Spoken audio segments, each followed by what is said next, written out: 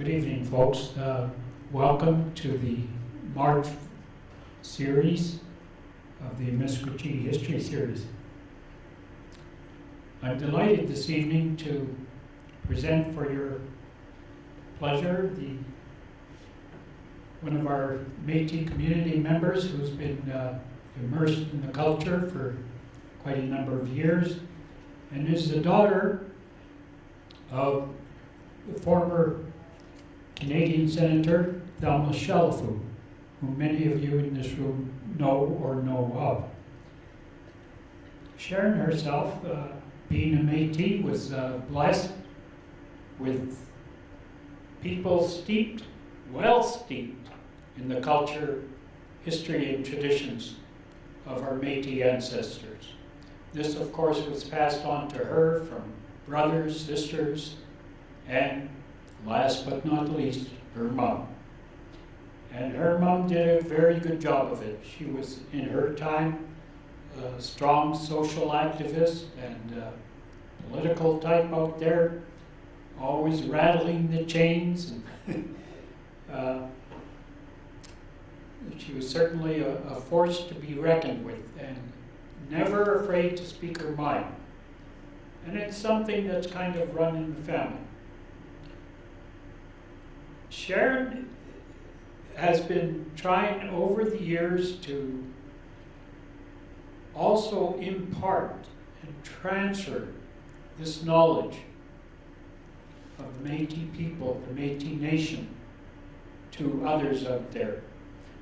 And she's done it through a number of ways, but the important one today is that she touches the lives of many students and visitors, of course, to the Heritage Museum in St. Albert, over on 9 Mission Avenue. That endeavor it came about after the establishment of the Metis Institute and Resource Center, where she worked. And that was developed, the concept was developed in 1991. In 2003, they moved the quarters into the Juno House, which is one of the early historic buildings in St. Albert. St. Albert, for those who are not aware, of course, was a very prominent Métis community in its heyday, particularly the area around Big Lake. But we'll let Sharon take care of some of that history. She herself, she comes from a family of 7 and has 4 of her own beautiful children. Her brother and sister, Cliff and Debbie, and I, we did a lot of work together, and we're really proud that Sharon is continuing on with this family tradition of imparting that knowledge to others. Sharon works as in programming at the St. Albert Museum and does a lot in the way of educational programming and is the Aboriginal lead for the Heritage Museum there. Okay. That said, it gives me great pleasure to welcome your presenter for the evening, Sharon Morin.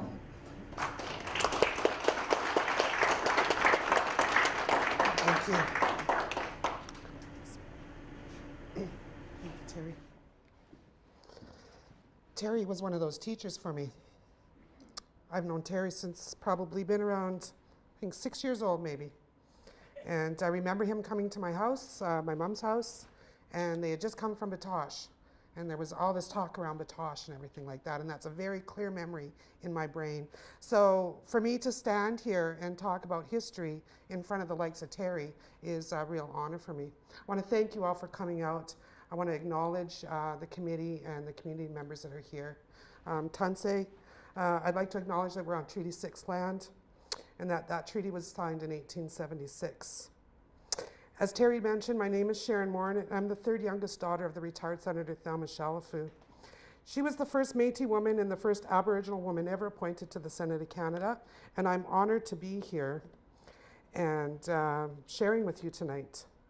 So I just want to give you a little background about myself, and it's kind of a traditional way where when we introduce ourselves, we talk about who we are, where we're from, and a little bit about what we know. I've been fortunate to be raised in a very traditional, what I say traditional, but sometimes unconventional Métis way. I was raised by a single mother, and she worked all the time. She never stayed at home. She was always working. So when she worked, we usually went to work with her. That was one of the ways that we were learning. So and when I mean work, I mean out into the community. Wasn't so much in an office. It was more about being in the community, participating in annual Métis events and assemblies and all sorts of community endeavors and meetings. I was exposed to many people during this time. Elders, community developers, local and high-level politicians, people in the media, and the likes. I'll just share one thing with you. The most highest ranking person I ever met with my mother was the Queen of England. And that was kind of like the top of the cake for me and for her.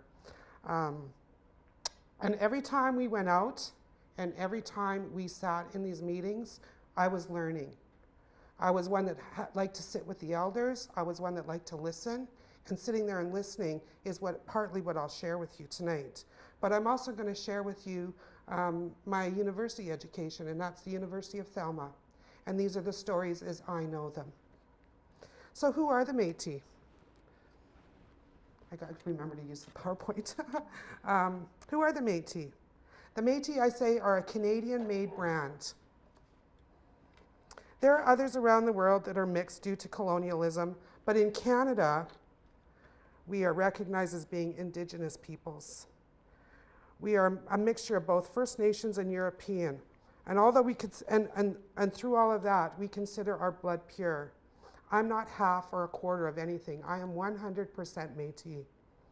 We have to prove our ancestry. In order to have the status, if we want to have the political card through one of the political organizations, we have to prove our ancestry, and we do that through our genealogy and following the Métis script trail. And you have to go back at least 5 generations to prove that. We are fortunate in our family to have a genealogy that follows our Métis and European ancestors all the way back to 856 AD in France with Robert the Strong. And that was due to the oldest niece in the family, and she took that challenge on, and it took her 3 years to do it. But it's a big binder, and it was one of the biggest gifts that we ever got as a family from her or anybody. I believe that everyone should know who they are and where they come from. Makes for a strong person, I believe. I was never brown enough, and I was never white enough. So having that knowledge of who I was and where I came from gave me the power as I grew up to not let that bother me. But as a young person, it did. Mom always said that we were the Rainbow Nation and that we come in many colors and many shades. And I see that within my siblings, from dark to light, and I'm one of the lighter ones. The Métis are recognized as one of the 3 Aboriginal peoples in Canada in Section 35 of the Canadian Constitution. And it took a lot to gain that recognition. With so many voices at the table that needed to be heard, the Métis needed to get their message across and to share who they were as a people. And the way they did that was through prayer. The Métis were given an opportunity to say prayer during the consultations. And in true Métis tradition and true Métis spirit, they had their Catholic priest with them. And that priest happened to be Father Guy Lavallee. He sat up all night with other people that were in the delegation and wrote a 20-minute prayer. And it kind of explains who we were and who we still are today. The Métis have been in this area since the very beginning of the fur trade. My talk will focus on the general region of Amiskwichi-Waskagan, as it was part of a whole region that was treated as such by the First Nations, Métis, and fur companies. When the fur trade was at its peak, the fort did not encourage families. The fort was a place of business. This conflicted with Métis tradition. So the Métis had their families settled in other areas around the city, or around the region. Lac St. Anne and St. Albert regions. And I mention those because those were Catholic missions in the area, and they were important to the Métis of the time. And still today, there are still a lot of Métis people that are Catholic. Those Métis played a vital role in Edmonton and supplied the meat, the fish, the pemmican, and labor on a regular basis. Plus, many of them worked for the HBC. The HBC also had a horse guard, and that horse guard was out by Big Lake. And that was the original site of the Métis settlement known as Mistahai Sagigigan. They hid the horses in the trees that surrounded the whole area.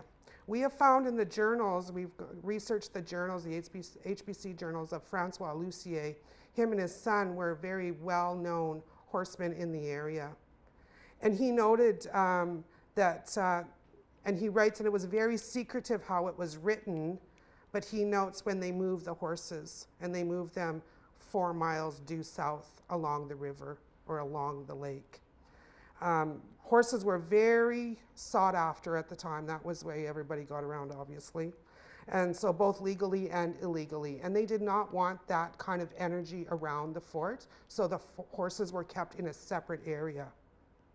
The Métis also played a vital role as liaisons, and in many cases, they knew the land, the people, the languages. It was not uncommon for people to speak 2 to 3 languages, including the trade language. So let me get started with a few things. I'll just go through a few symbols and share a little bit of history about those. The infinity symbol referring to the joining of 2 cultures that will go on forever and ever, the European and the First Nations. The red background symbolizing the connection and the work for the Hudson Bay Company. And the blue stood for the Northwest Fur Trade Company. This flag is noted as being the first independently flown flag in Canada, and was first recorded as being seen at the Battle of Seven Oaks in 1816, and was considered a symbol of the new emerging Métis nationalism in Manitoba. From there it grew and followed the Métis West, and is still considered and used today as to symbolize Métis identity. It is recorded that when the Métis went anywhere, they would fly their flags. Even on buffalo hunts, you would see them flying their flags. There are over 100 different recorded flags from the Métis of the Western Plains. They even created a battle standard for the resistance, the Riel resistance. And I don't call it a rebellion. I was always taught that they weren't a bunch of rebellious teenagers. They were resisting what the government was trying to impose on them with their land. The flag bore a hand, as you can see, a wolf's head, and 2 scrolls proclaiming Maison, Hôtel, and Surtout de Liberté. Homes, altars, above all freedom. And excuse my French if anybody out there speaks French. The suggested prayer says, we lift our hand in prayer to the Creator that He grant us the courage of the wolf to defend our homes, freedom for all. To me, that says so much about Métis pride and identity. The Red River Cart. And when I was doing this today, I was thinking the person that showed me this was Terry Lusty. In the trade language, there was a sign for the Red River Cart. Half man, half cart, half man. Half cart, half man. The cart is designed after a Scottish Highlands cart, and it's made entirely of wood with no nails. You could take the wheels off and float it across the river. You could use it as a sleigh in the winter if needed. These carts were used by everyone who was traveling the prairies before the train came west. The Red River Cart was used for freighting goods to western regions, and when traveling in large groups, they were known as brigades. One of the well-known Métis freighters of the region in the 1880s was Octave Belrose. That was his primary job through the winter months. On March 28, 1881, which would be just a few days from now if we were in 1881, the Edmonton Bulletin reports that Octave started a train to Victoria. It was probably Victoria's settlement, which is just down by Smoky Lake. And he started the train to Victoria on Monday with 5,900 pounds of flour for the Indian Department. On October of that same year, he is reported as having returned with 11 carts for Villiers and Pearsons, who were Edmonton merchants, marking 97 cartloads of freight received by the firm in that season. The report did not say where he came from, but it's guessed that he was coming from Saskatchewan because that was the end of the railway line at that time. When the Métis traveled with the cart, they would haul their goods within it, and they would either walk or ride a horse alongside of it. When you take your oxen off, it will tilt its way down and made for a convenient camping space underneath. When they went into the buffalo hunts, they would literally circle the wagons, but I'll get into that a little bit later when we talk about the buffalo hunt. Bannock, my favorite. In the Michif language, which is the language of the Métis, it's known as la galette.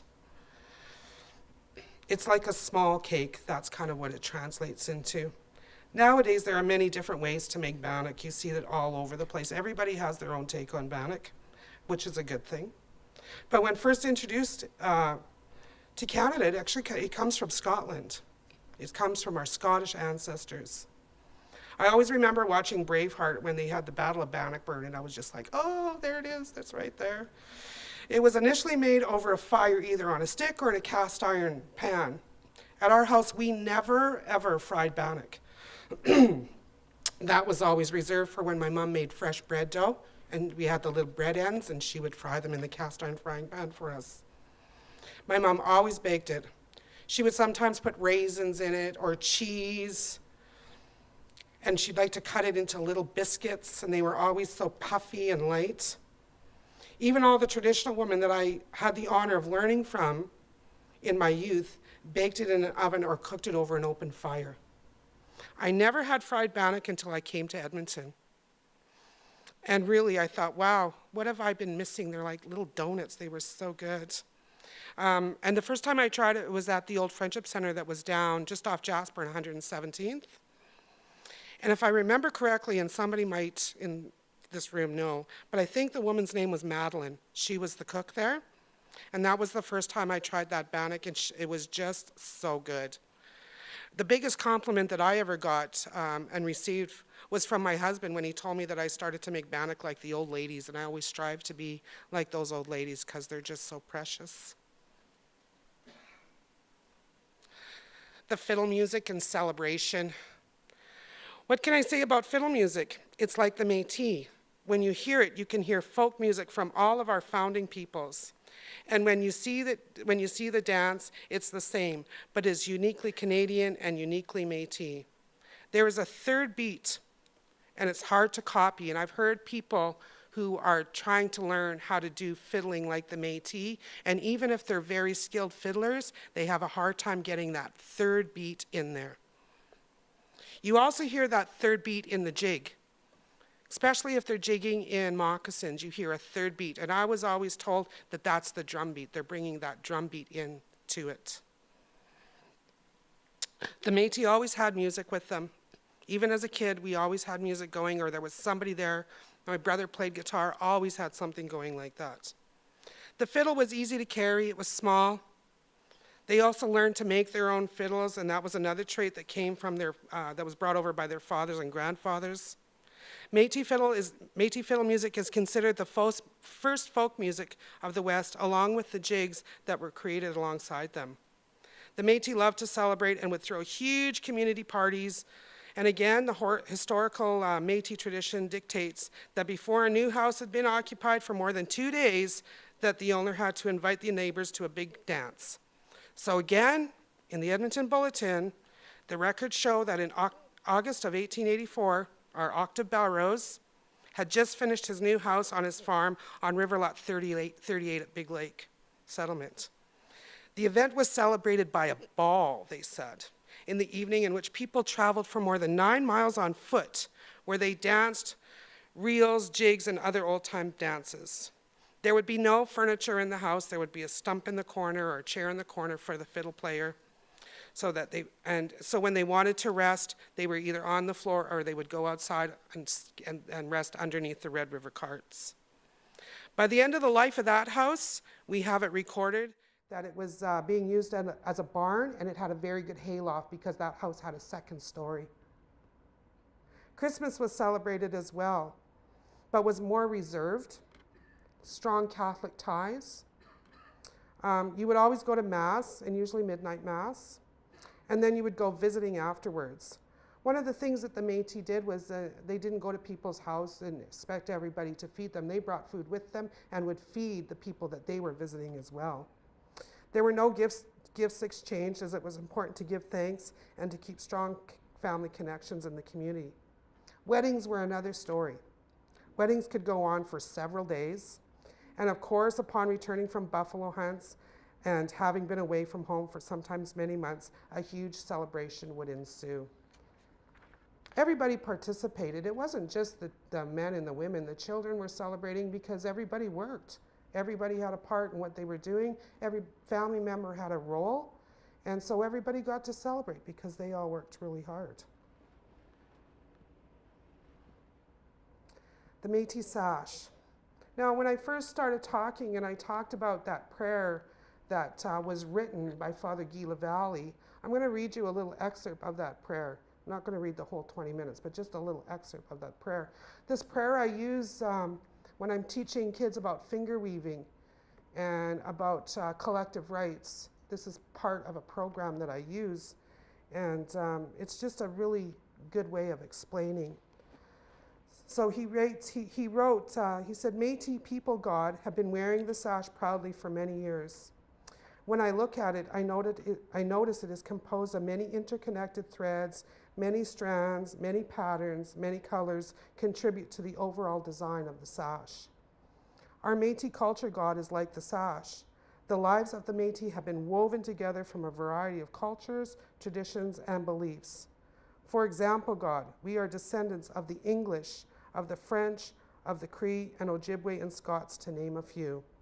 We speak a variety of languages: French, Canadian French, English, Michif, French Michif, Michif Cree, and Muskegon. Look at the sash. It is a composite. It is a mixture. It is Métis. It is made of a variety of elements like the lives of the Métis. Look at the pattern, its fabric, and its colors. Nonetheless, these different elements form an integrated whole. Similarly, the different ethnic backgrounds and different languages of the Métis blend into one another to form a rich tapestry like the lives of the Métis culture. The Métis sash is something that we have in common with the French Canadians, but there again, you know, the Métis take it and put their own little spin on it, just like we have with Bannock and just like we have with the Red River Cart. It was initially used as a tool belt for the voyageurs and the coureurs de bois. When you signed a contract with the Hudson Bay Company, it was usually a 3-year contract. You were required to carry heavy amounts of weight. You were guaranteed 3 to 5 pipe breaks. You were guaranteed a dram of rum every night, and you were guaranteed a bowl of porridge every morning. And so when they made these sashes, the women finger wove them. These are 2 examples of finger woven sashes. But when they made their sashes were anywhere from 6 to 10 feet long and about 12 inches wide. And there was no loom. You take the threads, you have it in between 2 pieces of dowel. We use dowel. I actually use chopsticks because they have a good grip on them. And you are the weaver. Your hands are the weaver. So the woman that I work with makes sashes. She doesn't make them that big. And the most amount of threads she's worked on has been, I think she said 285. But we were trying to figure out if you had made a sash that big, you would have over 300 threads that you were manipulating with your own fingers and creating these very unique patterns. The young girls would sit at the bottom, and they would help their mothers untangle the back weave. And that was how they learned those patterns, was by untangling the back weave. So when you tied that sash tightly around your waist, you didn't have something hanging out like you see now, because that would have been a hazard for them. It was cinched really tight around here. All of that kept all of that energy up on top. So when you're portaging and carrying those weights, you have that heat up on top. It also protected your kidneys from popping out. We have read records where they have found bodies from guys that have been voyageurs where they have a curved spine because they bent over all the time. Sometimes the sash could be used as a tump line, so you have it on your head and it's supporting the weight on your back. Those bodies that have been found actually have an indent in their skull from the years of carrying the weight on their body like that. It could be, it was a pocket, so they kept their tobacco in there, but if they were carrying papers, they also had the papers there. But it was also a sling if you broke your arm. It was a horse blanket. You could take a thread out and you could sew your pants up with it. You could haul wood with it. You could do all kinds of things with the sash. The colors don't really have too much meaning from what I've been told. The sash that I'm wearing now was gifted to me by my friend Bunny, who is a weaver on a loom. She works on a loom. And this is something that you will see in Manitoba, but Manitoba is the only province that I know that really has their own colors. The colors mean different things to different people, and one of the old Métis guys shared with me what he thought the colors were, and they're very much like the First Nations definition of what the colors are. So yellow is for the sun, blue is for the sky or the water, green is for Mother Earth, red could be for the blood that runs through our body, the fire that keeps us warm, and he says the white is for the spirit of the Métis because we're very spirited, and he says our blood is pure. That was from old George Goulet, who is an author. One thing that I had drilled into me as I was a kid was that women never wore the sash around their waist. We have our First Nations teachings and we create life, and we're very powerful because we create life, so we don't bind our waist. We want to be connected with the earth. So that's why I wear my sash like this tonight. This sash in particular, though, has been my scarf on several occasions. I'm so proud to have this scarf or this sash from Bunny, so I try to wear it as much as I can.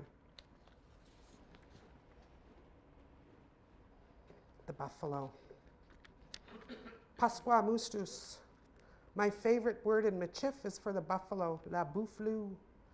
I think that's so awesome. It is estimated at the time of first contact that there was anywhere from 40 to 100 million head of buffalo on the plains of North America, reaching from northern Canada all the way down to the southern United States. The buffalo were the general store of the plains. You got everything from the buffalo: food, clothing, housing, tools, jewelry, everything else that you needed, even a teether for your baby. Do you want to know what they used for the teether? The nose. They would take the nose off and they would clean it and they would cook it, and when you boil it, it becomes almost like the consistency of an eraser. And so they would give it to the babies to chew on so that they could teeth. I've had moose nose soup and that, but I've never tried to eat buffalo, and I'm glad I never did. The Métis had a spectacular way of hunting the buffalo, and it was militarized, and it had laws. The first law of the hunt: no hunting on a Sabbath day. There were two major hunts every year: the summer hunt and the winter hunt, known as the Hivernaut Rendezvous. So let me set the scene, but I need a drink first.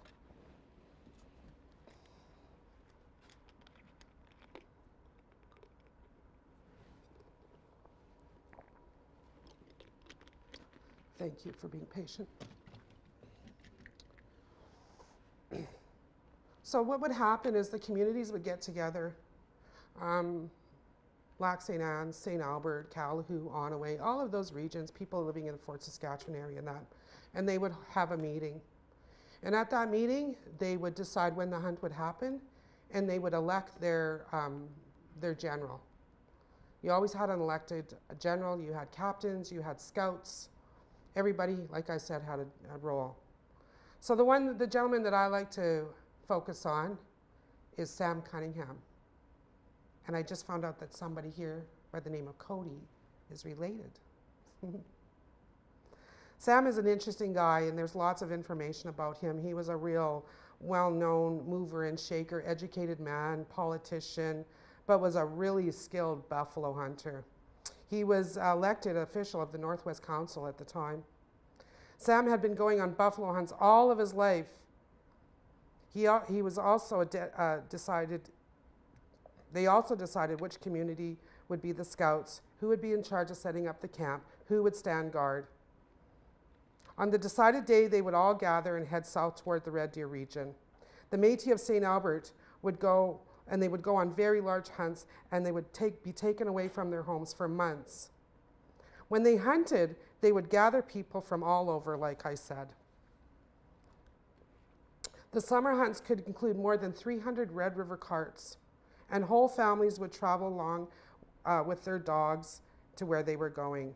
Usually when they were traveling and heading to down south, where they would cross the river in Edmonton would be right around where the high-level bridge is. There was a good incline and a good way to get down there. But the interesting thing about the Metis is if you had 300 carts, you weren't all crossing or able to cross in one day. The ones that were on the other side of the river never left until the other ones were there. They always waited till everybody was together. They would travel along with their dogs to where the buffalo grazed on the summer grasses. The encampment would be set up in a circle, like I said, with the Red River carts to protect the people. And in some cases, they would bring the horses inside the circle if they thought that there was a threat. At that time, threat could be the prairie bears, it could be the wolves, it could be just, other people wanting to come and steal horses. And they always had their priests, and every night the priests would hold mass and bless the hunters before they engaged in this awesome spectacle. The hunt really resembled a military action, and the general was the commander. There were designated squadrons that were assigned different duties, like protecting the camp and all of that stuff, like I said. The hunt was like nothing ever witnessed on the Great Plains. One of the notable women in that area that participated in the buffalo hunt was Victoria Calahoo. Her mother was a medicine woman, a Muskegee Esqueo. Ruben will probably correct me. And she assisted her mother on many, many hunts. One of the quotes we have, we did oral history with Victoria in 1960, I think it was. And she says, I always used to accompany my mother on these trips. She was the medicine woman who set broken bones and knew how to use the medicinal herbs. The riders who chased the buffalo were often thrown, sometimes by the bull charging the rider's horse or by the horse getting their feet into badger holes. So I'm going to tell you how that hunt happened. Once the scouts came back and notified the hunters where the herd was grazing, they would set out very quietly. You did not want to get the buffalo running before they got there. They would get into position. One of the other laws of the hunt was that you could not get your horse running before the general gave his command. The reason being that if you got all those buffalo running, you could lose the herd, but also people could get hurt. Once the general gave his signal, the riders would start to run their horses, and they would be on either side of the herd. So herds at that time were rather big, so let's say we got a herd of about 300 animals. So you can imagine 300 buffalo running, the ground is shaking, literally shaking. There's dust everywhere, there's noise, it's really kind of chaotic. And these guys are having to hunt their buffalo. They're also using muskets. So all of their, the gunpowder is on their side in their powder horn, which was probably a buffalo horn. Their musket was in their hand. They were steering their horses with their legs to make sure that they stayed on. And they kept all the lead balls in their mouth. I think about, when I say that to kids, they all go, ew, what about the poison? And I just think, what about when they fall? Did they choke on those things? It was very dangerous. And they would have to load their guns as they're riding the horses at full speed. So there they are trying to get the gunpowder in. They're spitting that ball into the gun. They're pounding it down on their leg or on the horn of the saddle to make sure that that lead ball goes all the way down to the base, because if it doesn't, it can backfire on you. They're able to raise their rifle, sight their animal, and shoot their animal. I've read more about people falling off their horses or getting bucked off their horses or being charged by buffalo than I've heard of them being accidentally shot by somebody on the other side. These guys were marksmen. They knew what they were doing. Usually a quota for a hunt like that was usually 3 to 4 buffalo. You weren't just hunting for yourself, you were hunting to support the community, but you were also hunting to support your trade with the fort. After the hunt had finished and all the other herd had left the area, that's when the women and children came in. And the whole site became a whole big site for processing the meat. You couldn't take raw meat back with you. You couldn't take raw hides back with you. You couldn't take bones back with you that hadn't been boiled and cured. So everything was done on the site. So, you know, they were gone for sometimes several months. They would have all of that completed. They would head back to their respective communities, all stopping in Fort Edmonton to sell their goods. The Métis of this area were very well known for their pemmican. And there's oral talk, but we've not found any writings about having an actual pemmican factory in the St. Albert area along the Sturgeon River.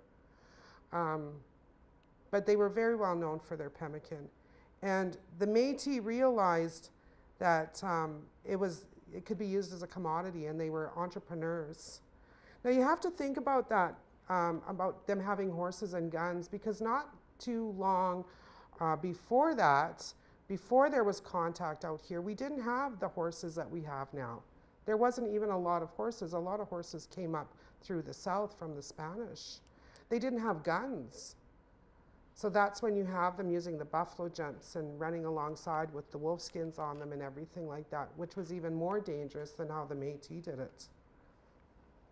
It really was, you know, something to be seen, I think. I think it would have been just a great, epic kind of battle to be seen, watching these men running these buffalo and doing what they had to do to support their families.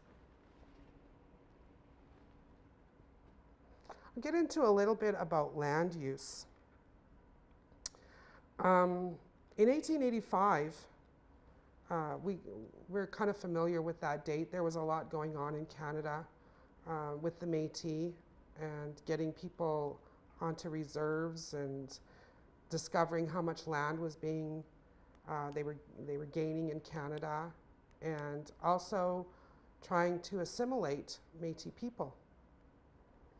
The Métis in St. Albert were very progressive. They had long-standing houses there. They were businessmen. They were educated. Their kids were, you know, going to school there, all of that stuff. But the Edmonton Bulletin and the Winnipeg Free Press started writing articles about the Métis. They were calling them savages. They were accusing them of holding secret meetings. They were saying that they might uprise. What are we going to do? The Métis are going to turn on us, and we live next door to them, and all of that stuff. And in response, the Métis decided that they needed to write a letter back. And that was Sam Cunningham and the community, the men in the community there.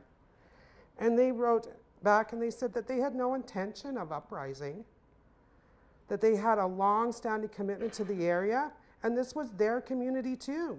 They had businesses, farms, well-established river lots, and they had an inherent right to that land, not only from their First Nations ancestry, but also from what the Bible had been teaching them and how they must use the land to help their family. How could the population misjudge them, they thought. As this was going on, the Script Commission was coming through, and the Script Commission was set up to identify the Métis, or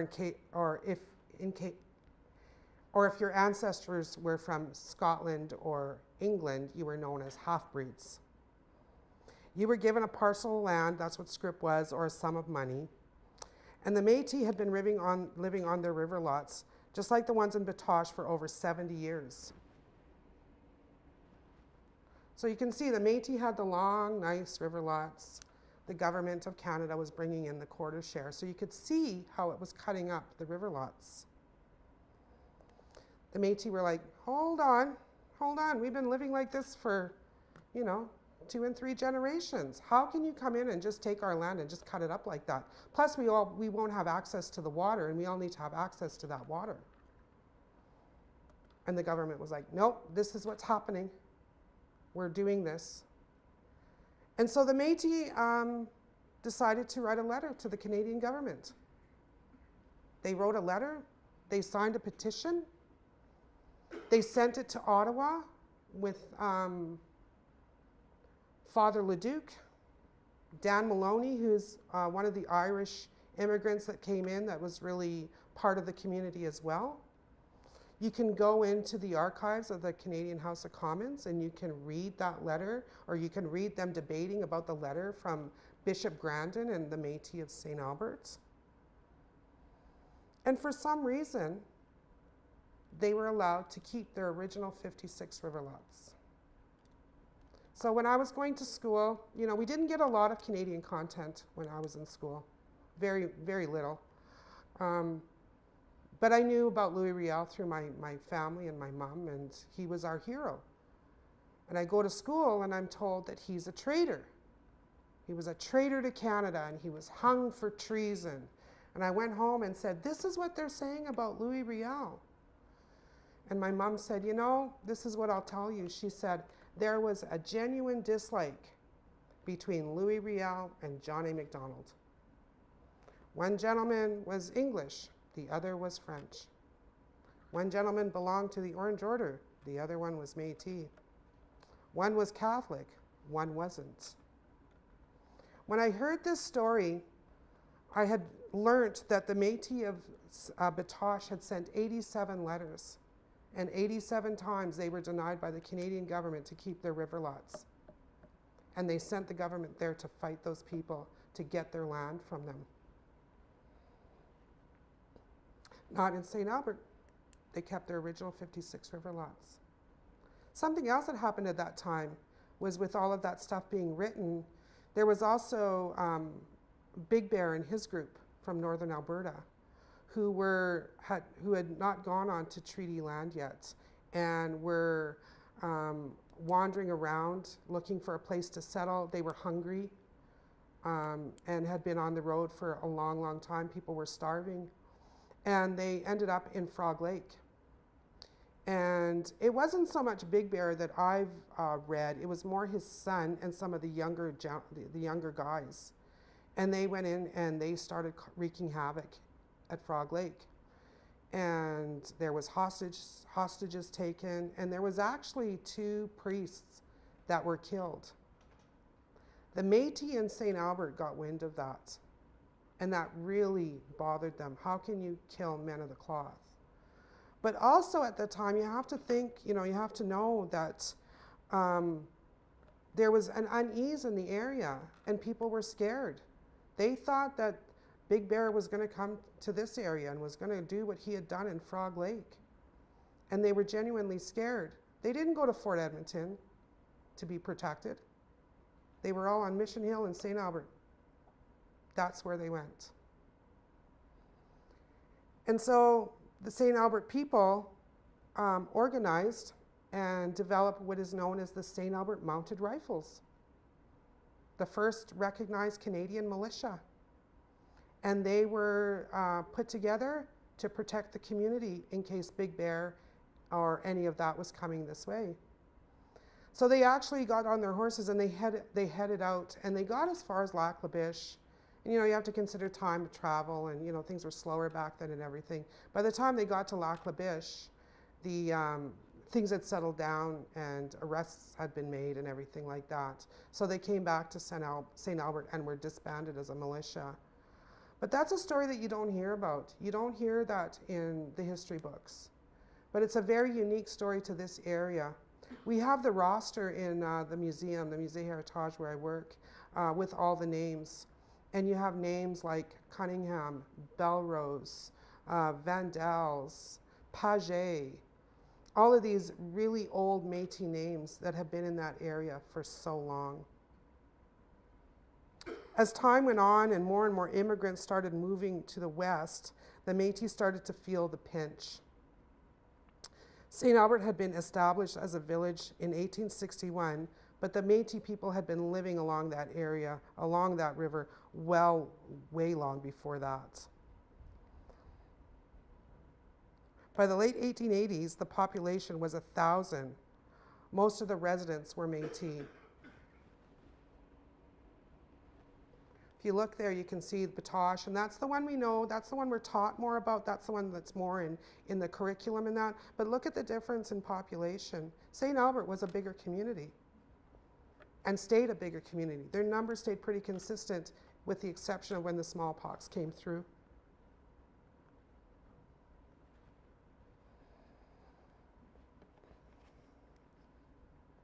So there was a priest in the area, his name was Father Emile Tardif, and he did census of people, and he did stats around what was going on in the town and everything like that. And he did his census through ethnicity. So you can see, you know, he would write, there was, you know, like 84 French and 2 German and that kind of stuff. So he writes that there are 340 Métis people in St. Albert. And by in 1900, that was the number that he gave in 1900. By 1930, there's only one Métis person identifying. So what happened? What happened to those people? They were losing their community to newcomers. Many Métis people quit identifying. They went with their French ancestry or their Scottish ancestry. Many left. A lot of those names that I said, Belrose, Cunningham, those kind of names are up north. And those are all direct links to the ancestors that they had in this area here. This is a time in the region that was not good for the Métis. They were becoming the forgotten people. Many had become squatters. They lost their jobs as freighters due to the railway. They lost their status in the community. They were robbed of the scrip in many cases, and many lost their homes. It was a really sad time. In 1895, Father Lacombe, who was he's an interesting man, you know. When I first started working and at the museum, one of the things that I had to do was interpret Catholic history. And I had a bit of a block there. I'd heard stories, you know, we all hear stories. We have people that have been in the schools, you know, and all of that stuff. So I had a hard time with that. I wasn't too sure how I was going to explain it because I had my own bias. But as I started to read about this gentleman and the work that he did, he was a rather interesting man for his time. He had respect from the First Nations. The Blackfoot called him the man with the noble soul, and the Cree referred to him as the man with the good heart. He could speak those languages. St. Albert is named after his patron saint, but when you read his journals, he's there for, you know, 4 or 5 years, and then he starts to write, oh, I got to get out of this community. There's too many people. I want to be out on the land. He was a real adventurer. And when you look at him, he looks like kind of like a movie star kind of guy, you know. He had quite the following. My great-grandmother was quite endeared with him and followed him through his journeys down into southern Alberta. But he also recognized that that times were changing for the Métis, and that there was going to be big change in their life, and he was concerned for them. There was the depletion of the buffalo herds, the newcomers. All of these factors were going to change the Métis identity and change it forever. So he went north, close to Saddle Lake, and set up another mission known as St. Paul de Metis. My great-grandmother, Julia Boucher, followed him there. But there again, by the early 1900s, more and more people are moving west, more and more newcomers are coming in, and the Métis are being pushed out.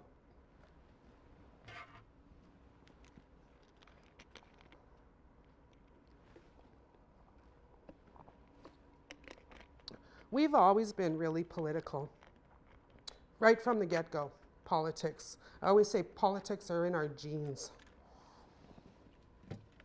Can't get away from it. I try to because I lived it with my mother and watched her go through it, and I don't have as tough a skin as she does, but still, you got to have that political blood in you as a Métis person, I think. So there were 2 Métis associations that were set up at different times. The first one was known as the Half-Breed Association to Northwest, and that was set up in about 1895. And it was, the first meeting was held in the church at St. Albert.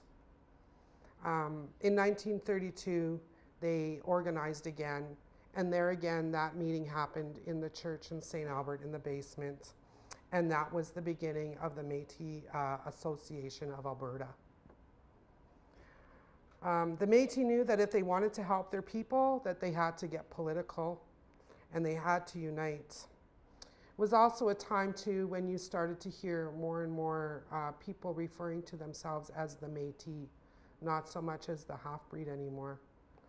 Because like I said, I'm not half anything. I'm 100% Metis, and that's how I've been raised.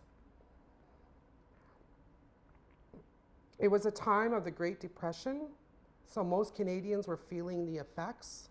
Everybody was struggling. It was when my mother was born in 1929, right in the midst of the Depression. And everybody was feeling the effects, but in particular the Métis. A lot of them were living in road allowance, and that's basically in the ditch. They did not have reserve land, they did not have river lots, and they did not have their scrip.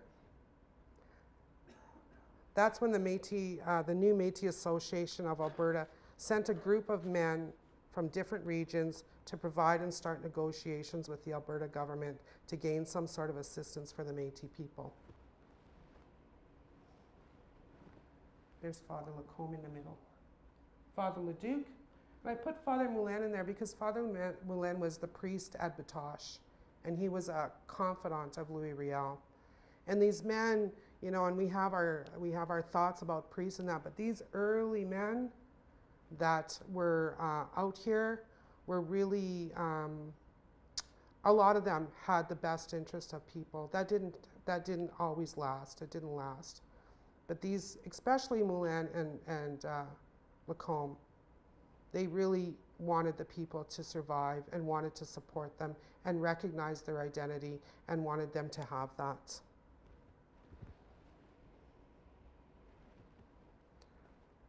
I know in our family during that time, like I said, Julia Boucher, who was my great-grandmother, was from St. Albert. And she was taken into the residential school as a young girl from the gun area. She was a First Nations woman when she went in there. She was a treaty Indian, as they called her. And they actually took her treaty rights away from her. And in the papers, you read in there where they say that she ceases to be an Indian. On this day, she ceases to be an Indian, and she becomes a Métis. And they actually paid her out some money for being an Indian for the many days that she was. And then she was given scrip, and that scrip was given to the nuns. She married my great-grandfather, Sever Villeneuve, who had had another wife before her. He was a bit of a rouser, from what I gather, and had 2 children with him. We had a small family, my grandfather and my great-uncle. My great-uncle, although he wasn't diagnosed, as we learn about him more and more, we think that he was probably autistic. Very sweet gentleman. I remember meeting him. My grandfather died before I was born. But Julia had her kids. And when Father Lacombe went to St. Paul de Metis, she went with them and left Sever. Sever had gone up north anyway. He had left her pretty much in St. Albert. So she followed Lacombe. And then when Lacombe went down to Calgary and to Midnapore, she went down to Calgary and to Midnapore and stayed there. And that's how my family and my mom's siblings ended up being all born in Calgary. My grandfather, Paul, worked for Pat Burns on the ranches. And that's where he met my grandmother, who was this Danish woman who had been abandoned by her stepmother. Her dad had died. She left my grandmother and her siblings in Calgary. And so they met and they created this really unique little family that are now my family. They lived in the middle of Calgary, and my grandmother had a huge garden, huge garden. She would quart or can everything that she had. And my mom has really fond memories of the First Nations people coming and trading with her. And if they had meat or wild game that they weren't always allowed to have, they would trade with my grandmother for her vegetables and fruits. So it was always an ongoing kind of thing. Many aunties and uncles who weren't really aunties and uncles, but were aunties and uncles, were part of that. They had a little house that was by their place, and that was for old people. One of the old grannies lived in there, but there was also an old blind man that lived in there that my mom helped look after. So our families are always, we got lots of extended family, and we have lots of jobs, and we care for everybody. That's how I was raised. That's the old way of doing things. Children serve. So the Métis Betterment Act was enacted by the province of Alberta in 1938. And it was a joint Métis and government committee that identified the lands for the Métis settlements. Alberta Métis are the only land-based Métis. And they're not reserves or anything like that. It was land that they negotiated with the province. That initially there were 12 Métis settlements set aside. The settlements, and you might know these names, Peavine, Caslin, Coal Lake, East Prairie, Elizabeth Settlement, Fishing Lake, Gift Lake, Kikino, Paddle Prairie, Touchwood, Marlborough, and Wolf Lake. Those were the 12 that were set up.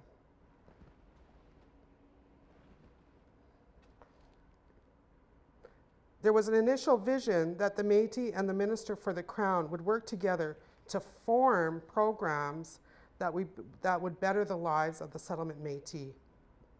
Hunting and trapping rights on settlement lands could be enacted by the Lieutenant Governor in Council. So to me, when I read that, that means that they were actually negotiating with the Crown. They weren't negotiating so much, because the Lieutenant Governor is the representative of the Queen. There was also a framework for the creation of settlement associations that had the authority to establish criteria and conditions for settlement membership, constitutions, election, board meetings, and other issues pertaining to the management of settlements. So almost like their own little municipality. Instead of a mayor, you had, the leader of the council or whatever. But in 1940, the government threw in some changes there, significant changes to the act that increased the government bureaucracy and control, in which in effect reduced the Métis decision-making and involvement. Namely, the province retained the right to set conditions for occupation, land development, use of the settlements, resources, and such as timber and mineral rights. During the 1940s, the settlement Métis received financial relief in return for building roads, cutting timber, preparing sites, and constructing their homes and schools. Besides farming, Métis settlements in the Peace River area also benefited from job opportunities in commercial fishing and with construction of new provincial highways that were being built in the area. Some of the lands were rescinded. Now, when I read this, they said that the Métis didn't want to live there, but that's not what I've been told or heard. They were taken away from them. They said that the land was not viable, that the communities were not viable, but the people that I talked to were living pretty good lives there.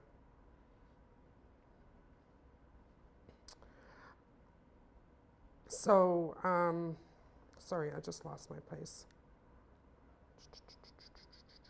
There we go. Touchwood was rescinded in 1940, followed by Marlborough in 1941. Marlborough still kind of stands as a community. It's just outside of Edson. We used to go there as a kid. My mom knew people there, and we would stop there. It didn't retain its settlement status, but it still is a very strong Métis community. Many of the residents moved to Paddle Prairie, which is in northern Alberta, and changed their occupation to agriculture. There's really good soil up there. there's a huge Mennonite colony up there, and they moved up there because the growing is so good. Small, short growing spurt, but really good soil. Another thing with the Métis up there, and in most of them, were their horses, chuck wagon races and so forth. The Ridsdales out of there and that, which are my husband's people, were very well known chuck wagon racers from the area. With the declining population and the Canadian government building an army base, Cold Lake was rescinded in 1956. So we know Cold Lake now is a very vibrant community. They said that it wasn't a good community for the Métis to live in. But right after that, in 1960, they started to build that base that they have out there right now. It was later followed by Wolf Lake, 4 years later, so 1962. Many former residents of the Wolf Lake settlement relocated to other settlements, just as the other ones had. And by 1960, there were 8 Métis settlements that would remain. Those are the ones you see up there now. You have settlements like Buffalo Lake, East Prairie, Elizabeth Settlement, Fishing Lake, Gift Lake, Kikino, Paddle Prairie, and Peavine. A lot of these settlements were around the area that I grew up. I grew up in Slave Lake. Remember playing a lot of ball with these people. Great baseball players. Those Cunninghams were really good at ball. So that's historic, older history. But the Métis people have always been part of the Canadian landscape. The longer the years went on, the more we developed, the more we gained our voice, the more we became part of what is known as Canada today. There's some interesting names that I want to share with you of people that have influenced me and in many ways. Most notably, my mother, the Honorable Dr. Thelma Chalafu.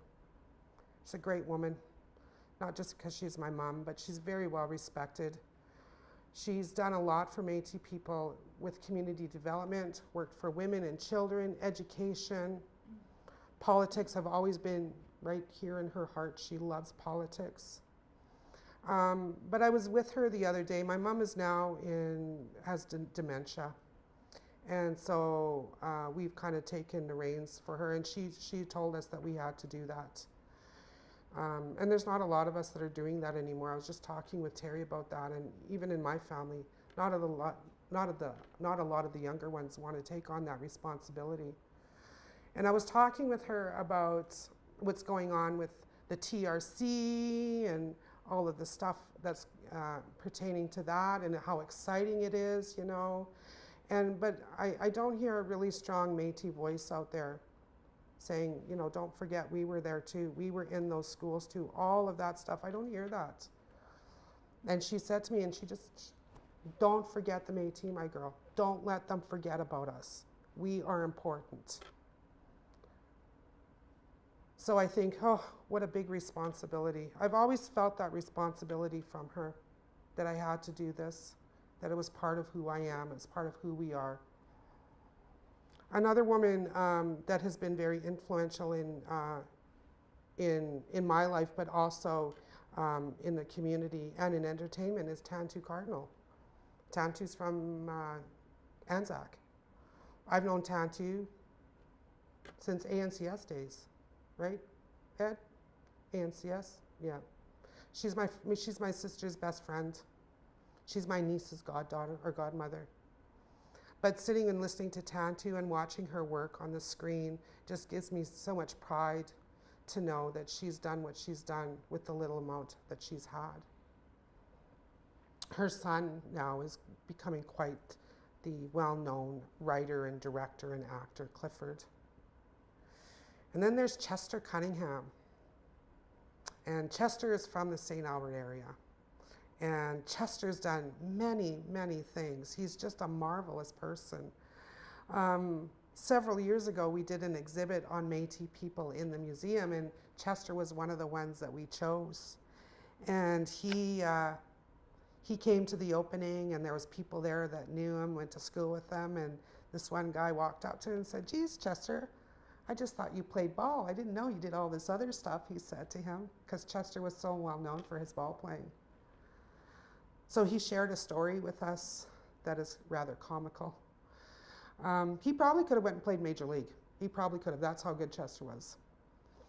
But right smack dab in the middle of Seven Hills in St. Albert, there was a brick school that was built. And it was there from about 1906 to I think the 1960s.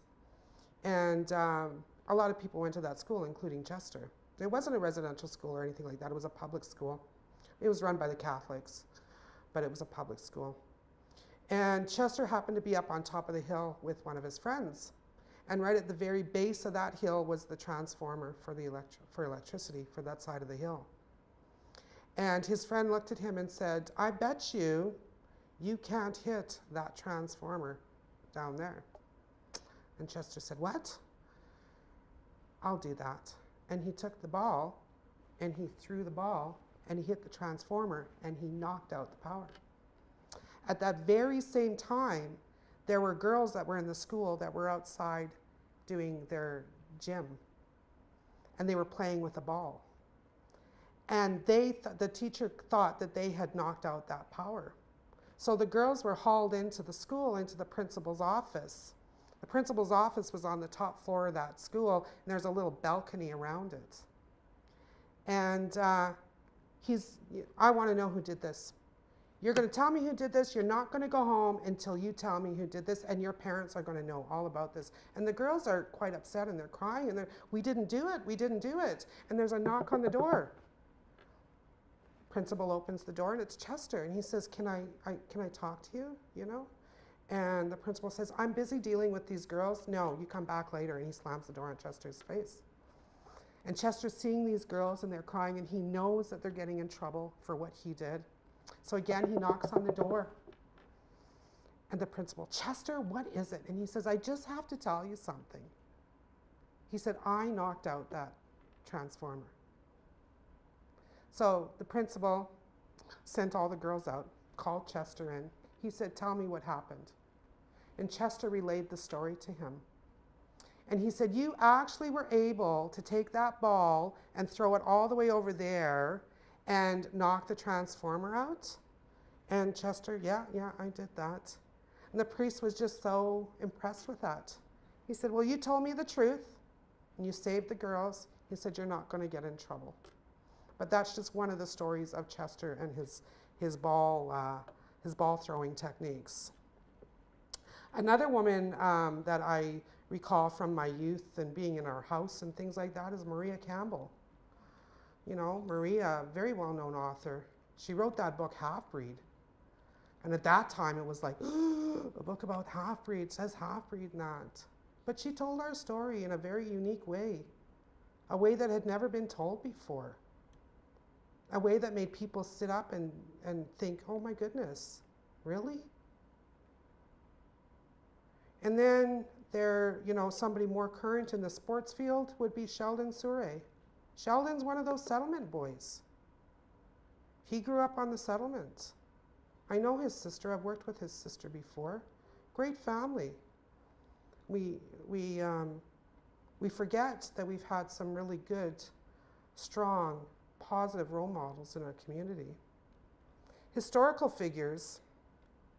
You talk about Louis Riel. We know Louis Riel. Gabriel Dumont is another one. Very interesting man. Jerry Potts. Jerry Potts was a scout for the Northwest Mounted Police. You go to the Regina RCMP Museum, and they have a tombstone in there with his name on it, but then there's an Army official's name over it. And I remember thinking, like, why is that, And I went and asked somebody, and they didn't know why, and I thought, well, you work at the museum, you should know why.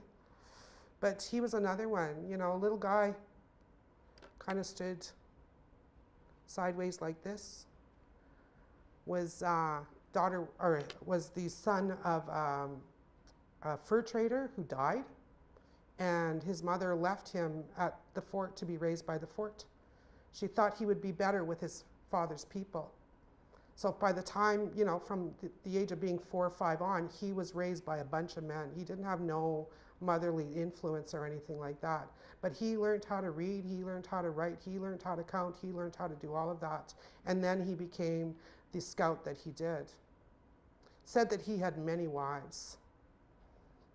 But you never messed with Jerry Potts. You never called him half-breed or anything. You called him Mr. Potts, because apparently if you did that, he would tear a strip out of you. Another sports figure from the past, Joe Benoit. Joe's from St. Albert, played for the 1947 Montreal Canadiens. Went on to coach in Kamloops and down into the States for minor hockey. One thing that's kind of bugged me in St. Albert is that he's not gotten recognition that I think he deserves. They have Mark Messier Trail, you know, they just named an arena after Messier. They talk about Joe Iginla and all that stuff. Joe Benoit got a little walkway. His family still live in that area. That family has been in that area for over 7 generations. Another one, and I kind of mentioned her in my talk, is Victoria Calahoo. Another woman, medicine woman, learnt the traditional way, lived to be over 100 years old. She was a centenarian, and I thought it was quite fitting that when she received her present from the government of Alberta, they gifted her with a buffalo robe. She'd been on all of those buffalo hunts and everything, and they gifted her with that robe. She was very generous with her culture and sharing it, and we were very fortunate to get those oral histories from her so that we can sit back and listen and learn from her the old ways of how they lived and the medicines that they used and the traditions that they held. You have Sam Cunningham. Many of those Cunningham men were very big players in the area. Politicians, fur traders, entrepreneurs, all of those things that they did that led to the growth of the community. You know, and when I talk about St. Albert, the area was looked at as a whole region, and the Metis worked all of those regions. So they were just as important to Edmonton as they were to St. Albert, as they were to Lac St. Anne, as they were to Onaway, as they were to Calahoo, as they were to Fort Saskatchewan, and other communities that they were in touch with. They were migratory in a lot of ways, but the St. Albert Metis were the ones that stayed, and actually were the first farmers in the West. They were shown in the very early 1860s how to build gardens and plant food and that. So we have records showing that they would plant their garden, and then they would go out and do their hunt, and then come back and harvest their garden. That's just a little bit of what I know of being Métis in Alberta. I'm not a historian. I'm a storyteller. I work with children, but the stories resonate with me as they resonate with most people. I can sit and read facts or tell you all of these different things in kind of like an academic kind of way, but that's really not who I am. And I know that I don't always get everything out of that when people talk to me that way. I like to share stories. So the last story that I'll share with you will be the story of going home one night, and my mom was sitting around the table. Magical things happened around my mother's table. Great ideas, great projects, problems solved. And it was usually her and certain women friend that would sit there. And I used to love sitting with them because they would talk about the craziest things, but they always got business done. And I remember coming home one night, and there was my mom and Auntie Bunny, who was Madge McCree, and I think Amanda Bovair was there, Mrs. Fritz, Teresa Fritz was there, and they were all talking about something that was going on at the Friendship Center. And the house just smelled good. It was late. I'd come home from a movie, so it was probably around 10 o'clock or so. But the house just smelled so good. They were cooking something, and I was like, what are you cooking? It smells so good. And Mom says, oh, we're doing traditional tonight. I was like, oh, okay, I've eaten lots of things. I mean, I shared with you moose hair or moose nose stew, buffalo or beaver tail, all kinds of wild game, fish, all of that stuff. And so I was excited to see what they were going to share. And they were all kind of giggling to themselves, and I thought, what are they up to, these crazy old ladies? Because at that time I thought they were old, but they really weren't old. They were about my age as I am now. And my mom said, come here. She says, I want to show you. So she takes me to the stove. She opens up the stove, and there's a roaster in there. And as she opens the stove, you can just smell the aroma of this really nice roasting meat. And I'm like, I get to eat with the ladies and listen to what they're saying. She takes the roaster out, and she took the lid off, and they were cooking a muskrat. And my recollection is the muskrat laying on its back like this, That was the only time I ever refused to eat anything with them. I was like, no. And they're like, oh, come on, you gotta try. And I was like, no, I'm not eating that, sorry. And they let me get away with that, because usually you had to try. Had pemmican once. Didn't really care for that either, the pemmican that I had. It was made with bear meat. Not very good. But just all of those things that have been imparted on me and shared with me, that I share with you now, and the likes of you. So I want to thank you for sitting and listening to me. If you have any questions, I'd be more than willing to ask questions. But it's just been a real honor to sit here in front of Terry and Ed and men that I hold in high esteem for their knowledge, and share what I know and have learned from them. So thank you very much.